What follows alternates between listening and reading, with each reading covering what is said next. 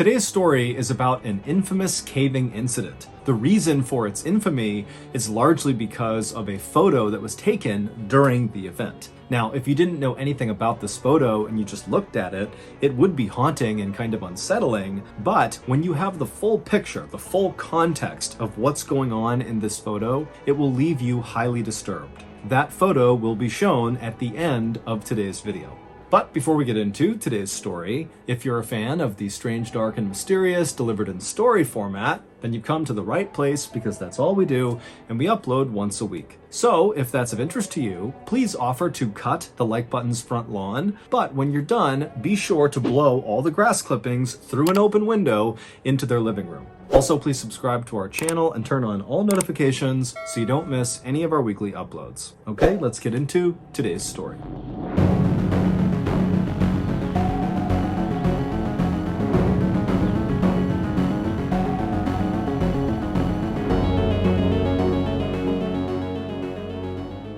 On January 30th, 1925, a 37-year-old man named Floyd Collins walked through this huge forest in central Kentucky inside of a national park.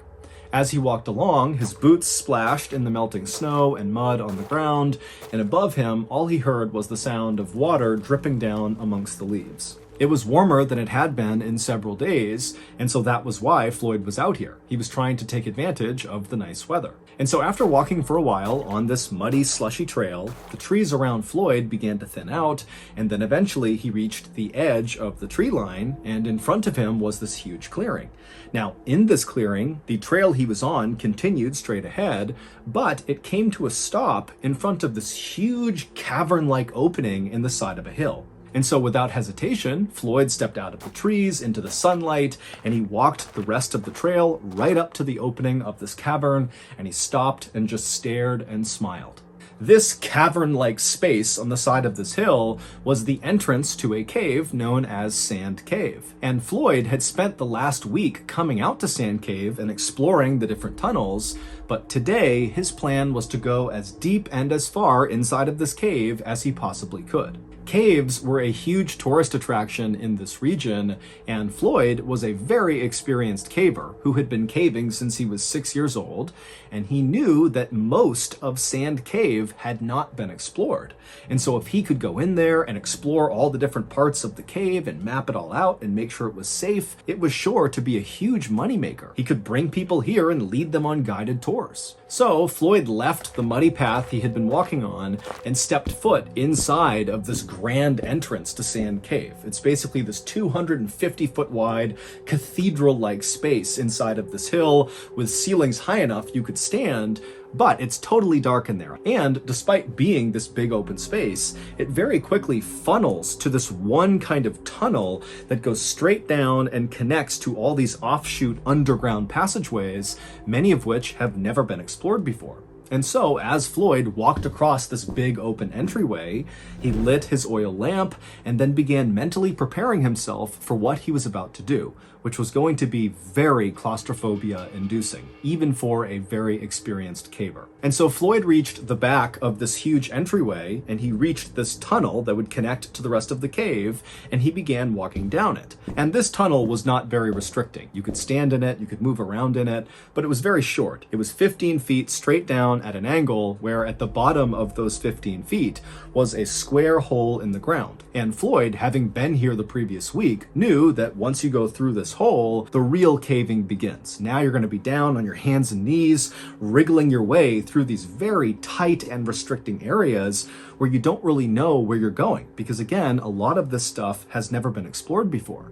But this is why Floyd loved caving. He loved the adventure and the risk of doing things like this. And so Floyd got to this hole, he put his oil lamp down on the ground, he casually lowered himself feet first into this hole, which dropped down several feet, and then once he was on firm ground, he reached up, grabbed his oil lamp, and pulled it into the hole with him. Once he was inside of this lower level space, he crouched down and looked around, and off to his right was a tunnel that he could crawl through that seemed to lead to a series of other tunnels. And so he puts his lamp in front of him, he gets down, and he begins crawling through this tunnel. And after a little while, he reaches this kind of fork in the road where he had several options of very narrow tunnels to choose from. Now, the previous week, Floyd had gone down several of these tunnels and mapped out where they went, but there was one tunnel in particular at this fork that was very narrow. It was likely the most narrow of all the tunnels, but from where he had seen the last week, it looked like it went pretty far without obstruction. And so he immediately began going headfirst into this tunnel where he had no idea where it was going to go. Think about that. If you go headfirst into a tunnel and you get stuck, what are you going to do? You can't really go anywhere. So this guy is like totally fearless, just going headfirst into what most people would consider a nightmare scenario. And so the way Floyd would approach these very tight tunnels is he would put his oil lamp out in front of him, and then he'd keep his hands over his head, and he'd kind of wriggle his way headfirst and push his lamp along the way. And so that's what he did. He began going into this really restrictive tunnel. It's hard to breathe because the walls are so tight on his chest cavity. But as he's going, eventually the ceiling begins to slope upward just enough that he can pull himself up onto his hands and knees and kind of catch his breath. By this point, Floyd was approximately 55 feet underground. That's where this little pocket was, where he could get up on his hands and knees and breathe. And so from this position, he still could see with his lamp that this tunnel continued to snake further and further down, and his hope was that eventually it would lead to a big underground chamber that was not just big enough to go to your hands and knees on, but was big enough you could stand and walk around in, because those were the big tourist attractions. Not only because it seems like another world underground that you can fully explore and walk around in, but also, as Floyd knew from his past experience of going into other caves, a lot of times those big underground chambers are full of Native American artifacts. And again, that was a huge potential moneymaker for people like Floyd because it allowed him to advertise that this cave where tourists could go explore was full of all this rich history. And so Floyd eventually, after catching his breath in this little spot, got back down onto his stomach with his hands out in front of him, with the lamp out ahead of his fingers, and he began going deeper and deeper into this unexplored section of Sand Cave. And as he inched along, even though the ceiling remained very tight on top of him, he's totally compressed to the ground, the walls on either side of him began to expand, which meant Floyd, if he wanted to, could actually turn himself around, although he couldn't stand up. And so Floyd is making his way down this very low ceiling area when he notices his oil lamp is beginning to flicker, which means it's going to go out soon. Now, Floyd wasn't concerned about suddenly being in the darkness inside of a cave. Now, to most people, that would be terrifying, but Floyd, again, was so experienced, he was very confident that he could easily make his way out again just by touch. He didn't need the light. But he did know that trying to move around inside of a cave in the darkness was dangerous, and so he should not do that if he could avoid it. And so as much as Floyd wanted to continue and hopefully find something incredible inside of this cave, he decided he really needed to just turn around and go back to the surface and come back the next day to continue exploring. And so, because this part of the tunnel he was in was really wide, he was able to turn himself around and drag his lamp until he was facing back uphill, and then he rolled onto his back. So his head is pointing back up where he came from, and his feet are pointing in the direction that he had previously been traveling, and he's on his back. And so his oil lamp is above his head. He can move his arms side to side because, again, it's pretty wide in the area he's in, but his head is pretty restricted by the ceiling. And he began inching with his heels and pushing with his arms, moving up the tunnel on his back. And as he would move, he'd use his head and his hands to push the oil lamp back up the direction he was going. And for a little while, this system worked great. But at some point, right as he was getting close to that area where he was able to previously get on his hands and knees and catch his breath, Floyd accidentally kind of rushed and pushed his lamp too hard and knocked it over, which extinguished the light. And so suddenly, Floyd was cast into total darkness. Have you ever thought to yourself, wow, MrBallen is so cool, I just wish there was some way he and I could come together and lay the smackdown on the ultra-successful, highly popular social platform Discord? Well, if that's you, today's your lucky day. Because our partners over at Discord just told me that if I wanted to host a live storytelling event on Discord, they would uncap the number of people who could watch it live. For reference, Discord has never done this before, because if you allow an unlimited number of people to join a live stream at one time, it could easily destroy the server, temporarily. But you know what they told me when I asked them how they felt about having that be a potential outcome? They said, "Don't worry, John, that would only happen if you had at least 10,000 people on the show at once. And that's not gonna happen." Those fools. In 2 weeks, on May 19th at 7 p.m. Central, I'm going to host that live storytelling event on Discord. It's totally free, and I need all of you fans of the strange, dark, and mysterious to do me a favor and log in right at the start, just so we can surpass the 10,000 viewer mark and destroy Discord's server, temporarily. And then after they fix it, which will be quick, I will spend the rest of the live stream telling you stories. Joining our official MrBallen Discord server, where I'll do this live stream, is quick and easy. All you gotta do is click the link in the description, choose your adventure, agree to follow our community rules, and then on May 19th at 7 p.m. Central, click on the live storytelling event. Me and old Sing-Along will see you there.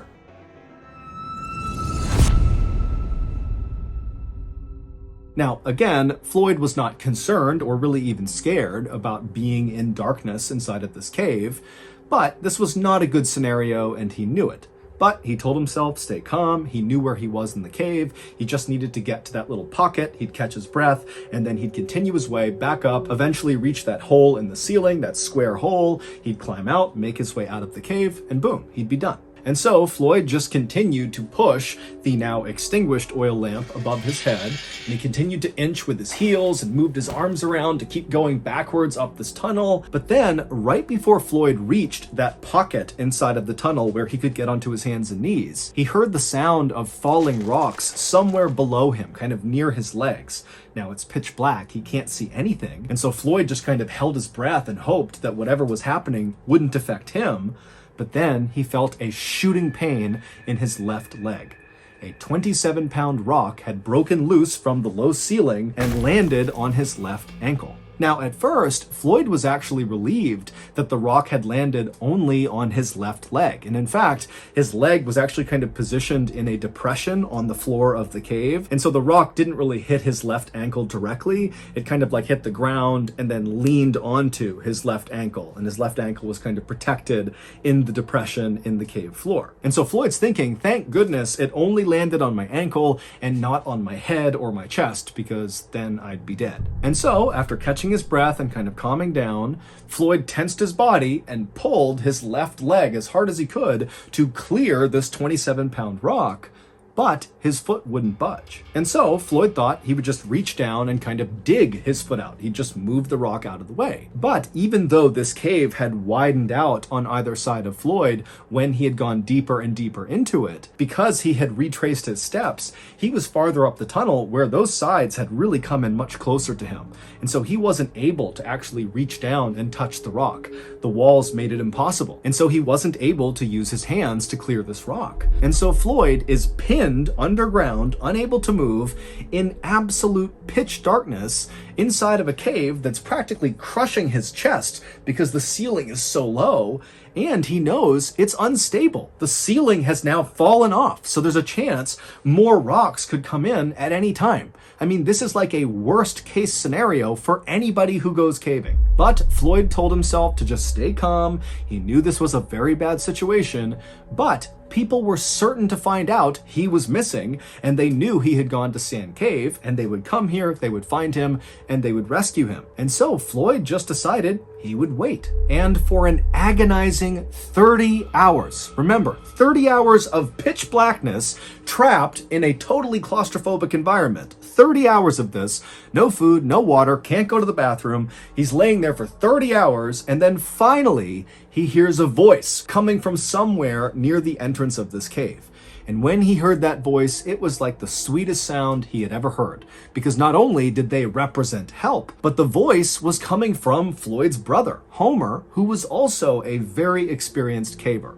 And so Floyd's thinking, thank goodness, I'm saved. And so Homer was able to navigate from the entrance down all the way to the tunnel that Floyd was in. And Homer got to that spot in the tunnel where Floyd had gone to his hands and knees, that pocket there. So Homer's in that pocket and he can see Floyd is only a few feet away from him. He can see Floyd's head right there. And so Homer, who had a lamp, he shines the light on Floyd, and the two brothers don't waste any time with small talk. Instead, Homer, who had his oil lamp, had set it up right next to them, and he began feeding Floyd sausage sandwiches and giving him sips of water. And then Homer would tell Floyd that he just did not have the equipment to help Floyd get out right now, but Homer was going to go back to the surface, get men, get supplies, and then come back and save Floyd. And so Floyd is very thankful. He's very relieved. He says goodbye to Homer, and Homer turns and makes his way back up to the surface. 15 hours later, Homer would return by himself. And so at this point, Floyd has been trapped for 45 hours. And so Floyd, he's laying there kind of in and out of consciousness, and he hears the sound of Homer calling out to him, and then he hears the sound of Homer chiseling away at some rocks. It would turn out Homer's plan to save Floyd was basically to chisel away the side of this section of tunnel that Floyd was stuck in order to be able to reach down and somehow, some way, clear the rock off of Floyd's leg and then pull Floyd up. Now, Floyd understood, of course, that this plan of chiseling away the side of this tunnel to make it wider was going to take some time. But luckily, Homer had shown up with more food and water, and they chatted the whole time as Homer worked, and so Floyd was in good spirits, and Homer was very optimistic.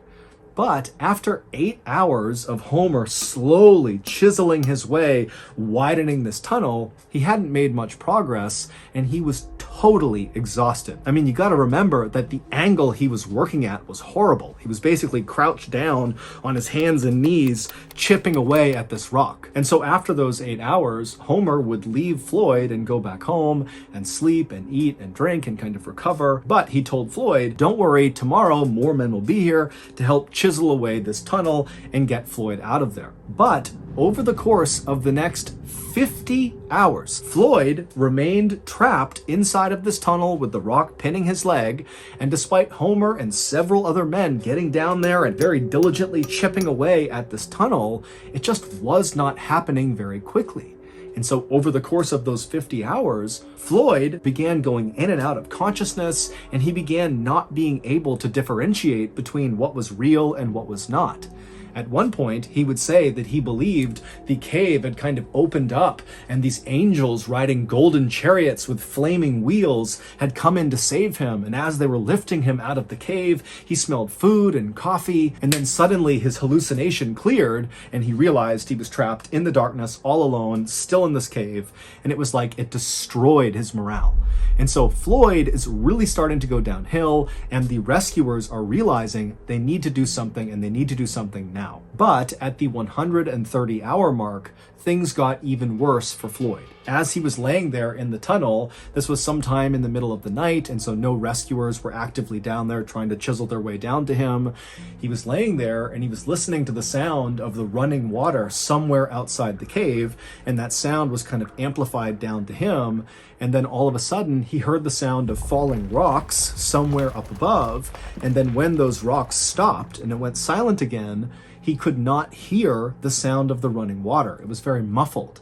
And that was when he realized that there must have been a cave-in somewhere higher up in the cave, which meant potentially there could be a significant block just to get down to him. Forget about widening this tunnel. I mean, he could be actually entombed inside of Sand Cave. And so Floyd did the only thing he could do, which was to pray. It would turn out that cave-in had indeed blocked the way for rescuers to get down to Floyd. And because of how extensive this cave-in was, the rescuers actually decided to start carving a brand new tunnel that would join up with the side of Floyd's tunnel. I mean, this is an even bigger undertaking than just chiseling the side of the tunnel that Floyd was in, which was their original plan and had taken several days. And so now they have to build this brand new tunnel to Floyd. And so finally, on February 16th, 1925, so a staggering 17 days from the time Floyd got first stuck in this cave,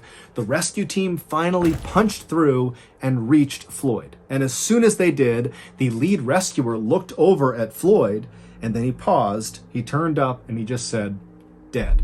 It would turn out shortly after that cave-in, which sealed Floyd in completely inside of Sand Cave, at some point over the next couple of days, those rocks began to break free and tumble down the cave and began striking Floyd until finally one or several of those rocks hit him in the head or chest and killed him. So just imagine you are trapped. You've been there for several days. You're in total darkness. You're entombed inside of this cave, and periodically rocks just come tumbling down and smash into you. Who knows how long it took to kill him, but that has to be one of the most agonizing ways to go ever. Shortly before that cave-in first happened, a photographer took a picture of Floyd, who at the time believed he was going to get out, and all the rescuers believed they were going to get him out. But shortly after this photo was taken, the cave-in would happen, and at that point, Floyd didn't know it, but he was doomed. Here is that photo.